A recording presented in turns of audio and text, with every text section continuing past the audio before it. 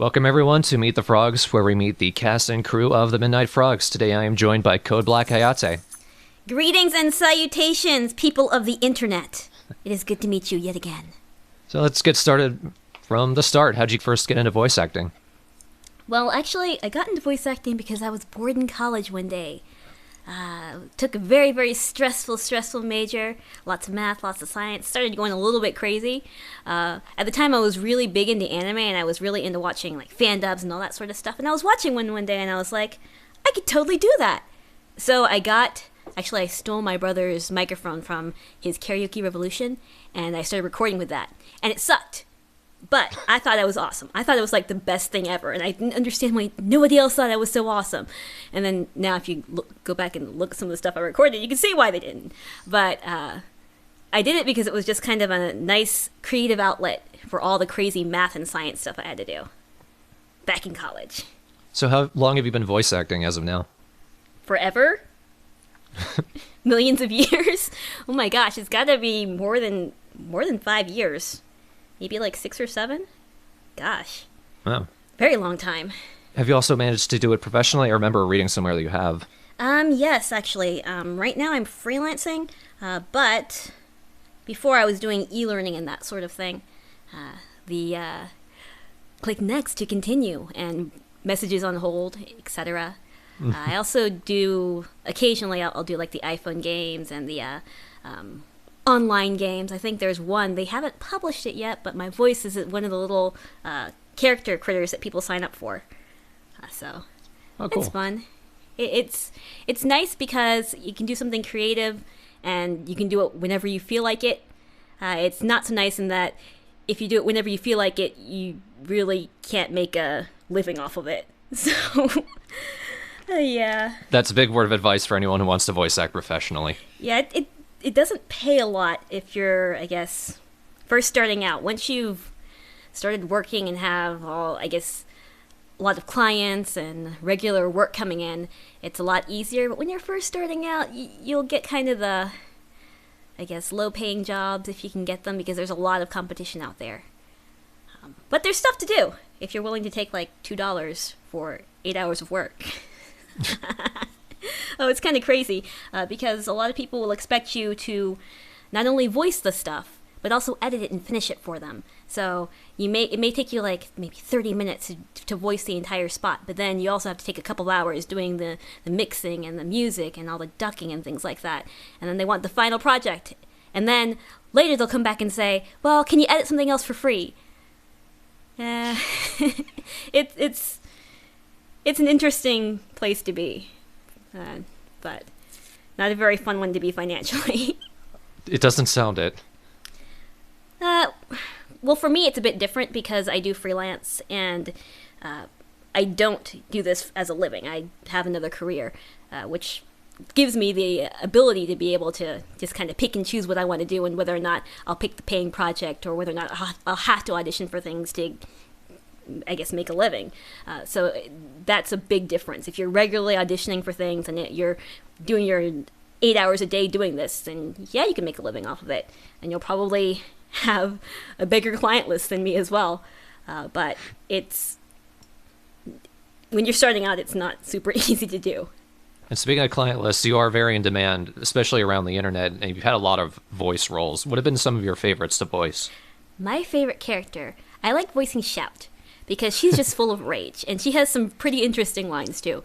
I'm sure people will get to see Shout's new episode, all about cool, awesome February things in February, but she gets to do cool things like peanut butter and suck, and I don't know.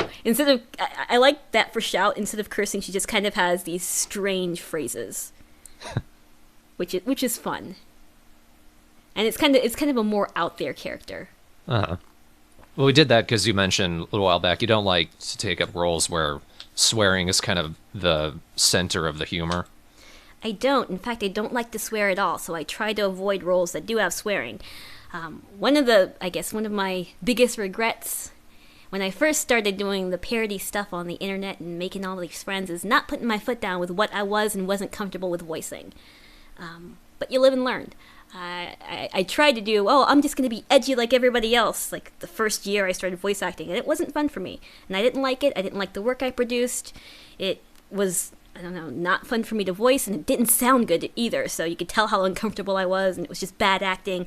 And on top of that, I was just torturing myself. So now I kind of lived and learned and give people a heads up that I don't like to curse when I audition for stuff or people ask me to voice in their things. You do get pigeonholed into the higher pitched cutesy roles. Pretty much any time I see you in anything, that's the role you've gotten for that. And I remember at one point you said you get really annoyed that happens. Do you still feel that way now? I used to get really, really annoyed at it, mostly because I wanted to be able to play a lot of the other characters, like the kind of deep voice, tough characters. But the truth of the matter is, my voice is really high-pitched and cutesy.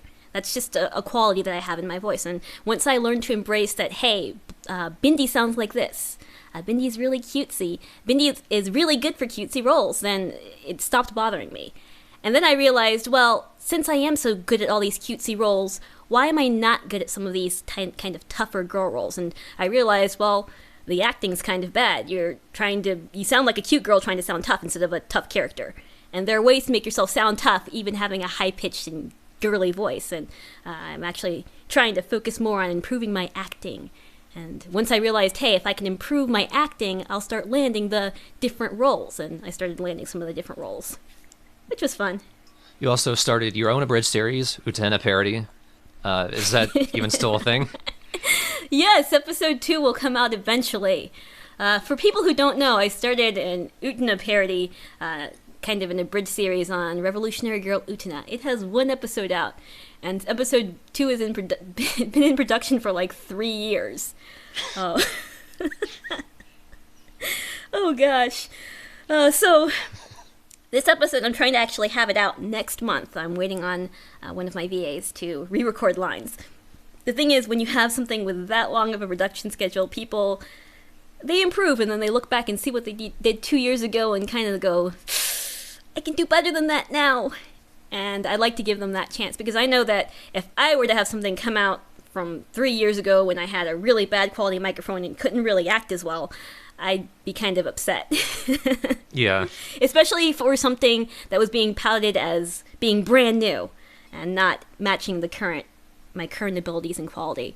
I know that I'm doing that right now with the script itself, so I'll read through the script and wonder why I wrote that, because I've gotten much better. But hopefully it'll be out next month. Kind of overall, you kind of set yourself up to take a while on it anyway, because you mentioned you don't want anyone else to edit it, but you don't enjoy editing it. Oh no, I hate editing. I hate editing with a passion. But if somebody else edits it, they're taking some of the direction as well. So when you edit something, you're making the music choices, the dialogue choices, the timing, all that stuff goes into editing. It's not just matching the pictures with the voices. Sure, I could do some of the sound editing and then pass it off to someone else, but then they're getting to choose which scenes to use and which pieces they're going to make custom art for, or I guess photo man it, because I can't draw. Most of it's photo manipulation. And then that takes away from some of the vision of the episode. And one, I don't think I could work with someone that closely without micromanaging them and driving us both crazy. And two, since it's my series, I want it to be my series. I don't want it to be somebody else's series. Right. So it's taken a couple of years to edit. Also on that, because I had some equipment issues, my old computer could not handle anything editing-wise. So then I got a beefy computer late last year, and I bought Sony Vegas. One of the big things I was waiting on was being able to afford all of the stuff, so being able to afford Sony Vegas and not have it pirated, being able to have all of my equipment paid for and supporting the official release and all that stuff. Because Utena recently got remastered. I had the old versions of Utena, which were in the 90s, I guess, so it got remastered, and I wanted to use the nice animation for my series. Why did you choose Utena? Well, there are a couple of reasons. One, I wanted to do a show that kind of had a female's perspective, and there aren't a lot of anime shows out there that have, one, very strong female protagonists, and two, that I owned. So it was either Utena, which I had a couple of DVDs of, or Excel Saga, which had, I guess, 2 characters that are female and then a bunch of male characters. And when I first started it, I'd planned on doing all of the characters, but then I started branching out and casting them to some of my fantastically awesome friends. In fact, instead of playing Utena myself, I cast it out to Ravenbrain, and she's done a fantastic job. But I wanted to have a show with a strong female lead, because a lot of the Abridged series out there now are pretty male-centric, and I just wanted to give a different perspective. Okay. So a little background with your involvement with the Midnight Frogs. You were brought in for Best Wishes Abridged to play Jessie, and the month immediately after, we asked you to become our new Mois for Sergeant Frog Abridged. Do you remember those first few auditions and recordings? I do, because they were at like 1 o'clock in the morning. Yep. So what happened is, I think, was Box of Danger still a thing then? Yeah, that's where it happened. I think I saw a post looking for a VA for Jessie on Box of Danger, and I was like, oh my gosh, Pokemon! I love Pokemon! So I either I posted or I might have PM'd you or something like that. And we kind of played Skype tag. I'd record something, and then you'd say, well, this is okay, but can you do this instead? And then I'd record something again, and back and forth, all at like, 1 o'clock in the morning, so I was halfway asleep trying to voice a character. Yeah. And that was like our first interaction, so I don't think we even talked on Skype. I don't think we even did a Skype chat the first time. It was all kind of correspondence recording. Yeah. Which was kind of interesting. Well, it didn't help that both characters in both situations was last-minute voice actor grab. Especially for Mois, like, you did an audition for Mois, and I said, hey, that's really good, can you record right now? And you're like, dude, it's 2 in the morning. So we had to hold back for the next day. And I remember for Jessie, like, I was using the Yeti at the time, and I was kind of foolish in having it set for the stereo setting, so it had the X and Y pattern. And as I was recording for Jessie, I'd be tilted to the side, falling asleep. And you can actually hear it in the recording. It'll start sounding a little weird. That's because I'm tilting sideways, and you have to fix it later to make it sound better after the fact. But there were some access problems in that. That was a fun memory, though. Yeah. It's music to look back on and laugh at. Oh, gosh. So, like, what were your thoughts before and after you were given the role of Mois? For Mois, I liked it because it was super duper cute. So, she's kind of an interesting character. She's super cute, but she's also a little bit, I don't know. She's tough, but she's also super cute. And usually when I get super cute roles, it's hi, I'm cute. I'm the cute relief. With Mois, she's like, I'm cute, but look at all the cool stuff I can do. I'm going to destroy the planet. Which was fun to do.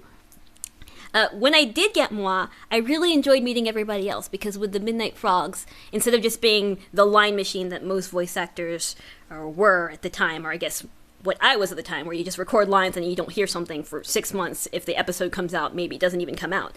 For the Midnight Frogs, there was actually kind of a sense of community and bonding with the cast. So I got to talk to everybody. We did the podcast, and those were fun. Oh my gosh. I wish that we still talked as much, because I know now, since everybody's grown up and gone off to do cool things like go to Japan and go off to work, go off to college, go off and do awesome adventures, we don't get to hang out as much as we did. But that was fun. Being able to kind of be in more of a active group instead of just being a line machine was amazing. Yeah, it definitely sucks having to grow up. Yeah, man. Especially since, like, the first year, or at least the first half year of SFA, I was taking a year off from college, so I got to focus my time on the whole thing.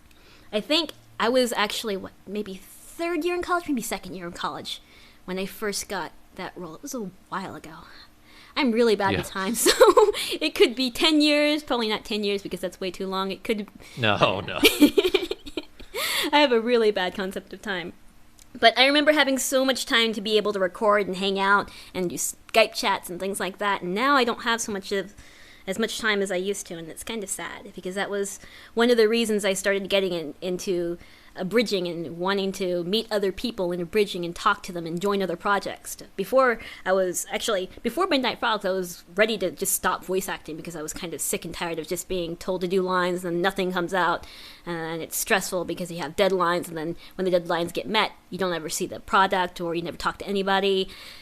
And I had other stuff to do, like go cool college adventure stuff.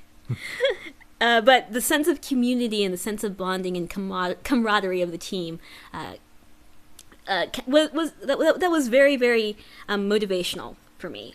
So I guess that ties into the next question, your overall experience being a part of the team. I think I answered that already. Yeah. Oh, yeah. But overall, it's been a wonderful experience. I think if I had not joined the Midnight Frogs, I probably wouldn't have been as outgoing. For instance, we do a live show on Abridged forums. I probably wouldn't even be doing the live show if I hadn't already done a podcast with Midnight Frogs, because I'm a super shy person, a super duper duper shy person. So the idea of a podcast used to be so frightening to me. But then it's like, oh, well, we did that and it was really fun with the Midnight Frogs. I could do this again. I think I will. So that was fun. Forgive me for saying it's hard for me to believe that you're shy. Well, it's easy to be not shy when you're hiding behind the microphone. Yeah. It's super easy. That's one of the reasons why I did voice acting instead of regular acting, because I am terrified of the stage. I'm terrified of being in front of people. So if you see me at a con, I probably won't tell you it's me because I'm terrified. I don't want people to find me, all that stuff. But when you're behind the microphone, you get to be a different character. You get to kind of come out of your shell and go into a different world and explore there instead. And that was really liberating for me in college. So it allowed me to kind of go out of my shell and express myself more. And then once I got into the Midnight Frogs, it's like, well, hi, we're all friends. Hi, we're all going to do this. Everybody participate. It's fun. So that was kind of a kick in the butt to say, hey, they're cool people doing cool things. Get off your butt and join them. So that was fun. So I've said fun like a million times, so I guess overall It was fun. Such a huge vocabulary. You also mentioned Shout from Jetter's Abridged. What were your thoughts when that started? I've never played Mega Man, or no, sorry, Bomberman. I've never played Mega Man either. I don't game at all. The Pokemon is the only thing I have for my DS. I have Pokemon something else, like 6 different Pokemon games, the one where you circle it, the one where it's like Conquest or something like that, and I think the other game is that sword game where you fight things. But it's like Pokemon, but with people. So I'd never played Bomberman before, so I thought it was kind of cool. There was a show about this game that has been, I don't know, super popular, but I've never played it. And I like the fact that instead of just being kind of a straight platformer game like Pokemon is, oh, we're going to have this adventure, we have kind of the character development and side stories with Shout being all crazy. That makes no sense. You can tell I've never played games. I'm just pretending I know what the game's about. In fairness, the show doesn't follow the games either. Yeah. But I like playing Shout because she's kind of mean. She's mean without being super mean. She's just kind of, I don't know, she's got moxie, and I like her having moxie. And she's a fun character to play. And you did help us write the first 2 episodes, but you dropped out of that when it became apparent Travis and I were working on different wavelengths than you were used to. Yeah, I remember we were scripting for I think it was episode 3 when I dropped out, and you guys were just coming up with birdie lines for 3 hours. You're just coming up with this huge list of one-liners, and I'm like, okay, guys, I'm gonna go have some food. I'm gonna come back, and when I came back, you guys were still doing the same thing. And our writing styles, it was for the first 2, it was kind of okay. But most of my input was like, well, we could tweak this a little bit, or I'm not comfortable saying that. I think the character would be saying this and that instead. So it really wasn't a full, oh, I'm writing this scene type of deal. It was more of a, here's my input type of deal. Our writing styles weren't meshing as nicely as, I guess, Travis was with you. So we had to diverge a bit. Well, Travis and I are definitely more the spontaneous writing, and you said you were used to the usual multiple drafts of one script style. Yes. So you write something, and then you go through and you edit it and revise it, and then you put it on the shelf for a couple of days and let it kind of marinate, and then come back with a fresh mind and read through it again. That's my way of scripting, and it's a slow way of scripting. And I'm really bad at coming up with things on the fly. And again, that also ties into the whole being shy thing because, oh no, I'm writing with people. what do I say? Scripting, cool. Okay. So that also plays a part in it. So I'm not a very spontaneous person. I like to kind of either think about doing things for a while before I do them or plan ahead really, really, really well. So my spontaneity is calculated, if you can call it that. Kind of a contradiction. Maybe it's not. Ooh. Well, to close, is there anything you'd like to say to viewers, fans, or newer Abridgers out there? Well, for viewers and fans, thanks, guys. I like reading all of your comments, and I do read all of the comments. And I'm really glad that you guys enjoy any of the work that I do. It's actually pretty fun when you do something and then somebody else enjoys it. That's kind of like the highlight of my day. I'll go through and I'll read a comment and someone will say, "Whoa, I like this person's voice," and I'll kind of get the warm fuzzy. So thanks for that, all the viewers and fans. And for newer Abridgers, one thing that I think you guys should keep a hold of is make sure you're having fun. When I was abridging, there were parts and times when I just wasn't having fun with it. And I was too stressed with other things that were happening in my life, and it started kind of being a chore to do things. Oh no, there's a deadline. And when I lost sight of that this was about having fun and doing cool things with your friends and got kind of bogged down in the details of deadlines and, oh, is this funny? Oh, wow, all that other stressful stuff. One, my acting suffered, so the acting was bad and you can tell I was stressed out. Two, it just wasn't fun. What's the point of doing something if it's not fun? And three, if you're worried about other people and what they think, then you're losing the fun. Have fun with it. It doesn't matter if, I don't know, you're just starting out and maybe not the best in the world, or maybe your script isn't what you'd like it to be, or maybe you don't have 1 million viewers. As long as you're having fun and you're enjoying what you're doing, keep doing it. Just keep doing it, as long as it's fun. And I've said fun 1 million times, oh my gosh. Word of the day. Word of the day, fun. All right. Thanks a lot, Code. Thank you. Have a fantastic day. And I need to think of something interesting for signing off, but I'm not, because I'm not spontaneous.